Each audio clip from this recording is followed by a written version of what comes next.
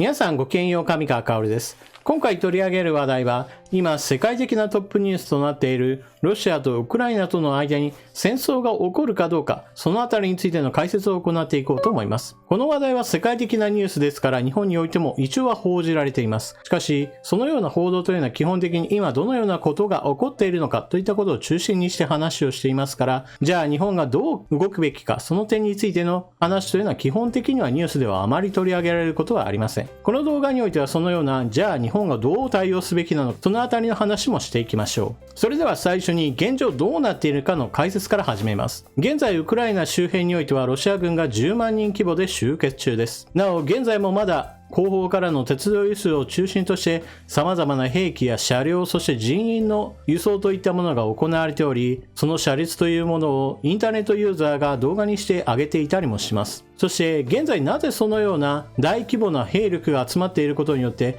戦争の危機を懸念されているかといえば、それは現在の状況が過去最大規模でかつてないほどの規模に達しているからです。これまでもウクライナ周辺においてロシア軍の大規模な集結が行われ、これらの軍によって演習が行われることは珍しいことではありませんでした。しかし今回の例というのはそれら過去の事例とは異なっている点があります。まず第一に、より大規模であることと同時により広範囲に部隊が展開されています。例えばウクライナの西北にあるベラルーシにおいてもロシア軍が展開しており、ベラルーシ軍とともに大規模な軍事演習を行うことが発表されています。一部報道などにおいてはそのようなベラルーシ軍との大規模な軍事演習を一つのきっかけとしてウクライナ側に攻撃を加えるかもしれないなどという予測があるほどです。そして現在そのような軍事力の結集が見られる状態といったものだけではなく、政治的な状況としても今ウクライナは危機にあると言えます。まず第一にウクライナ自身の問題として現在の大統領は支持率が低下しています。前大統領の時代、そしてそれら以前の権力者というのは権力を欲しいままにして腐敗した政権というものが続いていました。それによって新しい政治を求める人によってゼレンスキー大統領が誕生したわけですが、残念ながら彼は政治的な能力が高いわけではなかったために現在の国内状況としては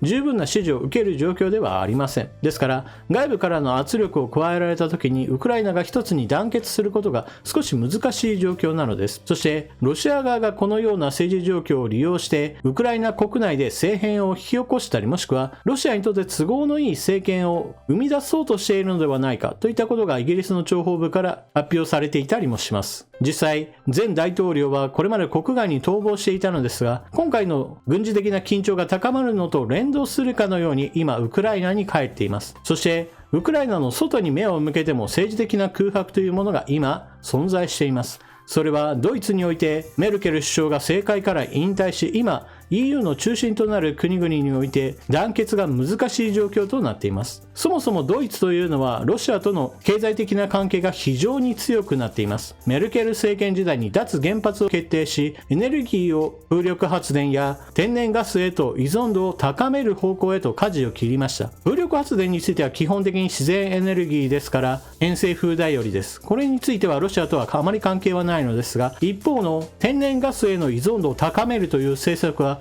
基本的にはロシアとのパイプラインに頼っています。ロシアは自国経済の中において世界的なビジネス展開をするような産業を育てることがうまくはいっていません。一方においてロシアは非常に広大な国土を持っており、その国土から天然ガスや石油、様々な鉱物資源を掘り出して売りさばくことで国家を成り立たせているような状態です。ドイツはエネルギー源をロシアに頼っている関係でロシアに対しては強く物が言えない状況なのです。その状況にさらに悪くしているのはメルケル首相が引退することによって今ドイツは EU 内においても政治的な指導力を失っている状態です。ですから今回のウクライナにおける軍事的な緊張が高まっているこの現状においてドイツはウクライナに対して武器供与などを断っています。ドイツは世界第4位の武器輸出大国であり、そのような国がウクライナに対して軍事的な支援を一切行わないといったことを発表しているのは、このあたりロシアとの関係を重視していることの証拠だと言えます。ちなみにドイツが行うのはそのような軍事的な支援ではなく、兵士が傷ついた時のための医療支援などについては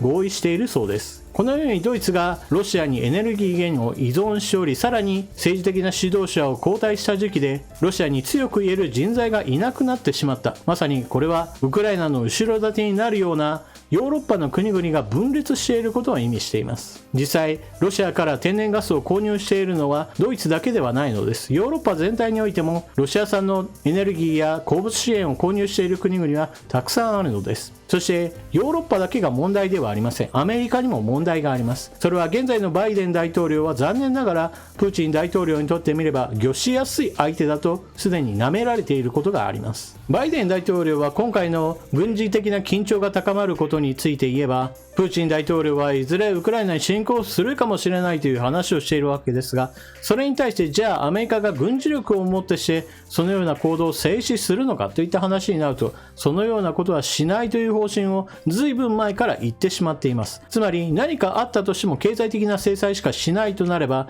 プーチン大統領にしてみれば大したことはないと、ある程度そこを計算のうちに入れることができてしまうわけです。アメリカとしてはもうドルを使わせないぞという話をしているわけですが、じゃあ別に EU との取引においてはユーロを使えばいいや、もしくはアメリカが何か経済的な邪魔をするのであれば中国との関係を深めて中国に大量に輸出すればそれで経済が成り立つわぐらいのことを思っているかもしれません。実際ウクライナのクリミア半島を制圧して以降のロシアというのは基本的には経済的な制裁を受けていた、そのような継続状態にありますから、これ以上きつい経済制裁を課したとしてもそれはあくまでも現在の延長線上の出来事であり、決して突然何かとんでもないことが起こるというふうには思わないのです。以上のようにウクライナ国内における政治状況が不安定であり、これを揺さぶればロシアとしてはつけ込む可能性が十分あるぞといったところに、さらに EU の中においてはドイツがロシア側にとって都合のいい状態になっており、 EU そのものが団結するのが難しい状況になっている。さらにアメリカはバイデン大統領のその政治的な姿勢として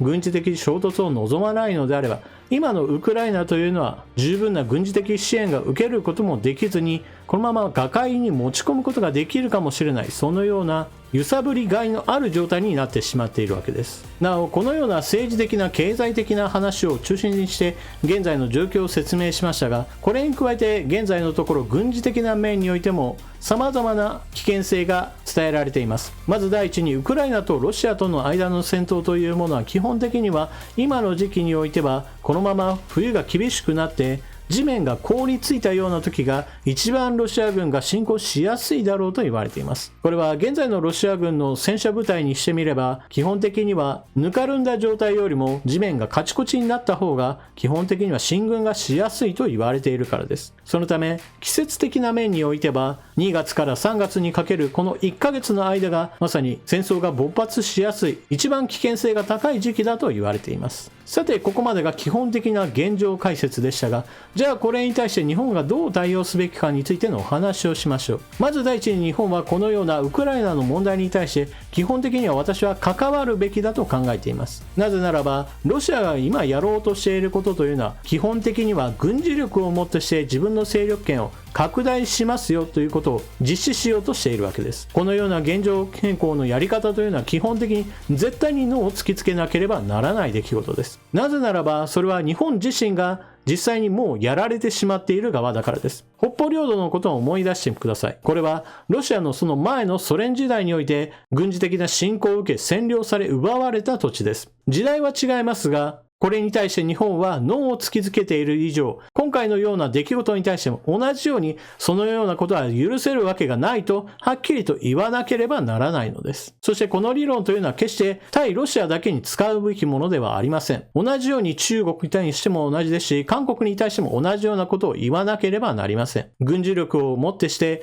現状変更しようとする勢力圏を広げる行為といったものには断固ノーだといったことを言葉で言うとともに行動で示さなければなりません。そうでなければ中国が台湾に侵攻しようとしているときに同じように見て見ぬふりをするのでしょうか。また尖閣諸島が軍事的な占領を受けたときに助けを求めようと思ったときにウクライナの時は無視したじゃないかと言われてしまうのは日本なのです。そのようなことからもウクライナにおける軍事的な緊張が高まっていることに対しては日本はロシアに対してははっきりと批判する立場を取り、今回の件には最低限外交的には関わるべきでしょう。外交的にはと限定的に言ったのは基本的に日本には軍事的に関与するそのようなやり方は現状の憲法下では一切できないからです。そもそも現在の日本とウクライナの関係というのは、あくまでも外交関係は樹立はしていますが、別に軍事的な同盟などを組んでいるわけではありません。そういった意味においても、日本においてできることというのは基本的には対ロシア外交において、このような軍事的な緊張を高めることに対してはノーを突きつける。そしてそのことを批判する一つの証拠として、例えば現在の北方領土交渉などに見られるような話し合いなどにおいても、真っ先にこの件を持ち出して、ロシアを明確に批判することが大事だと思います。また、現在の日本政府では難しいとは思いますが、北海道周辺などにおいて大規模な自衛隊の訓練などを行うといったことも、少しはロシアには外交的な批判的な行動として移ることが考えられます。実際的にはこの行動といったものは実害を与えることはないわけですが、そのような何かをしなければならないという状況に今日本は置かれていると考えるべきでしょう。日本から見てウクライナは遠い地の出来事であり、だからこそ放っておけばいいといった話は実はそういったわけではないのです。今回の軍事的な緊張が高まっていることに対して関わることによって今後起こり得る中国と台湾との間における軍事的な緊張の高まりやもしくは中国による尖閣諸島への侵略といったことに対してある程度ヨーロッパを引き込んでいくためには今回の件にも日本は積極的に顔を出すべきだと私は思います。皆さんは今回のニュースの解説を聞かれてどのようなことを思われたでしょうか。ぜひともコメントしていってください。それでは動画を最後までご視聴いただきありがとうございました。チャンネル登録していない方はぜひともチャンネル登録を。そして動画を見終わった方は評価ボタンのクリックもよろしくお願いします。それでは次の動画でまたお目にかかりましょう。またね。